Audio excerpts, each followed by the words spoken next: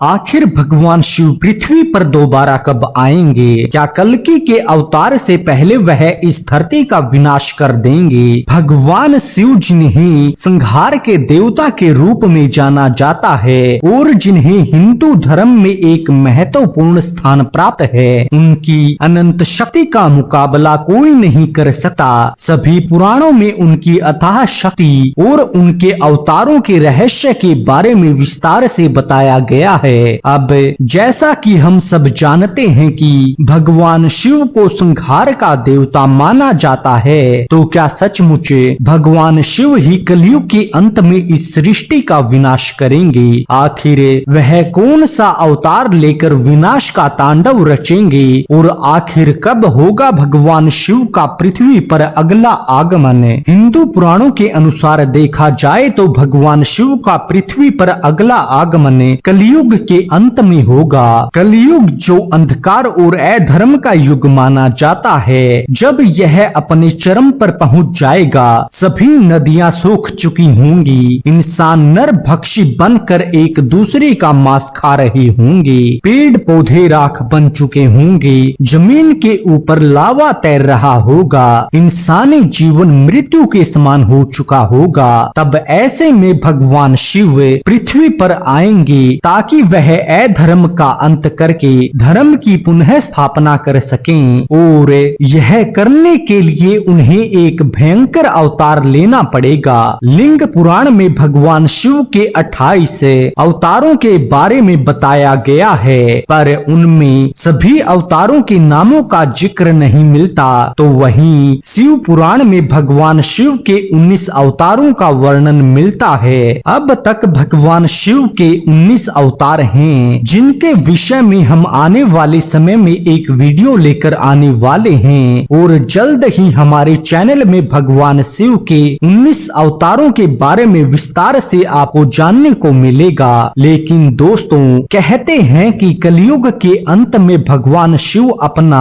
अंतिम अवतार यानी कि 20वां अवतार लेंगे, जो सबसे खतरनाक होगा। जी हाँ, भगवान शिव का आगमन एक भयानक और शक्तिशाली रूप में होगा, और वह होगा महादेव का नटराज अवतार। अगर हम पुराणों के साथ साथ वेदों का भी अध्ययन करें तो हमें पता चलेगा कि भगवान शिव अनंत निराकार हैं, जिनका कोई रूप नहीं है। शंकर भगवान को उनका भौतिक रूप माना जाता है, जिन्हें खास कार्य करने के लिए 3 आयामी सृष्टि यानी कि थर्ड डायमेंशन वर्ल्ड में आना पड़ता है, और इसलिए ही वह अपने नटराज अवतार के रूप में इसी थर्ड डायमेंशन वर्ल्ड में प्रकट होंगे, जो उनका तांडव करने वाला रूप है। नटराज का रूप संहार और पुनर्जन्म का प्रतीक माना जाता है। उनके तांडव नृत्य से पृथ्वी कंपित होगी और प्रलय की शुरुआत होगी, धरती फट जाएगी, उसके अंदर मौजूद घोलता हुआ लावा बाहर आ जाएगा, जो हर किसी को जलाकर राख कर देगा। आसमान में भी बड़े बड़े उल्कापिंड और बर्फ के गोलों की बौछार होगी, जो संपूर्ण मानव जाति का विनाश करेगी। ठीक उसी तरह जैसे डायनासोर्स का काल था, कुछ ही क्षणों में हमारी पृथ्वी नटराज रूपी महादेव के चरणों में होगी, और हम सब धूल के कणों में परिवर्तित हो जाएंगे, और यह प्रलय, यह संहार पृथ्वी को एक नई शुरुआत देगा, जहां धर्म और सत्य का राज होगा। वैसे देखा जाए तो भगवान शिव के आगमन का मुख्य उद्देश्य पृथ्वी को अधर्म और पाप से मुक्त करना होगा। अब ऐसे में आपके मन में एक सवाल जरूर आएगा कि कलयुग के अंत में तो भगवान विष्णु का 10वां अवतार जन्म लेगा, जो कि सभी पापियों और कली पुरुष का अंत करेगा। तो ऐसे में भगवान शिव को आने की क्यों आवश्यकता है? तो चलिए इस सवाल के जवाब को भी बारीकी से आपको समझाते हैं। दरअसल कल्कि अवतार के जन्म का उद्देश्य होगा कली पुरुष को मारना, जो अपने भौतिक स्वरूप को पा चुका होगा। उसके द्वारा बनाई गई राक्षसी सेना का विनाश करना हो, या उन मनुष्य का विनाश जो कली पुरुष के बहकावे में आकर धर्म का पक्ष छोड़कर अधर्म धर्म की राहों पर चलेंगे। कल्कि अवतार सिर्फ कली पुरुष को मारने में सक्षम होंगे। ऐसे में कली पुरुष का भौतिक शरीर तो नष्ट हो जाएगा, लेकिन उसकी मानसिकता और सोच को बरकरार रखने वाले मनुष्यों का सफाया नहीं होगा, जो करोड़ों की तादाद में होंगे। ऐसे में महादेव को अपना नटराज रूप लेकर पृथ्वी में प्रलय लानी होगी, जिससे अधर्म पूरी तरह से नष्ट हो जाए और धर्म चारों ओर पुनः फलित हो। मान्यताओं के अनुसार भगवान शिव कल्कि अवतार को अपने एक दिव्य शक्ति से सत करेंगे। वो कल्कि अवतार को एक विशेष अस्त्र प्रदान करेंगे, जिससे वो कली पुरुष को पराजित कर सकेंगे। इस अस्त्र में भगवान शिव की संहार शक्ति होगी, जो कली पुरुष के अंधकार को नष्ट कर देगी। जिसके बाद महादेव के आदेश पर कल्कि अवतार उन लोगों को एक अलग आयाम में लेकर जाएंगे, जो धर्म के मार्ग पर चलेंगे और सत्य के प्रति समर्पित होंगे। यह बिल्कुल ठीक उसी तरह होगा जैसे पहले भगवान विष्णु के प्रथम अवतार यानी मत्स्य अवतार ने किया था, जिन्होंने धर्म के प्रति रहने वाले इंसानों को बचाया था। महादेव के नटराज रूप के संहार से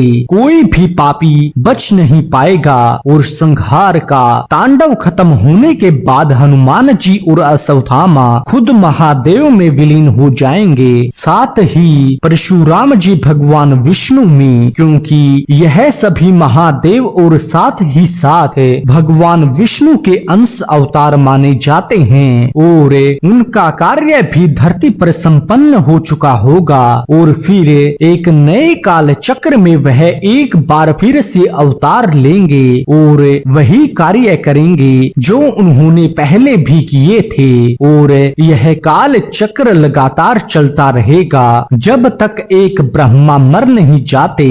और आप जानते हैं कि आखिर भगवान शिव का नटराज अवतार कब होगा और उनका आगमन कब होने वाला है। कल्कि पुराण और शिव पुराण में बताया गया है कि भगवान शिव का आगमन कलयुग के अंत में होगा। अगर हम गहराई से अपने पुराणों का अध्ययन करेंगे तो हम पाएंगे कि ब्रह्मा के एक दिन को एक कल कहा जाता है, जिसमें भगवान शिव अंत में आते हैं और विनाश करते हैं। यही उनका कार्य है, क्योंकि उसी के बाद दोबारा सृजन होता है। हमारा कलयुग भी 4,32,000 साल का है, जिसमें से सिर्फ अभी 5,000 साल बीते हैं। भविष्य पुराण और ब्रह्म व वर्त पुराण के अनुसार सतयुग, त्रेता युग, द्वापर युग और कलयुग, यह 4 युग यानी एक महायुग खत्म होते ही हर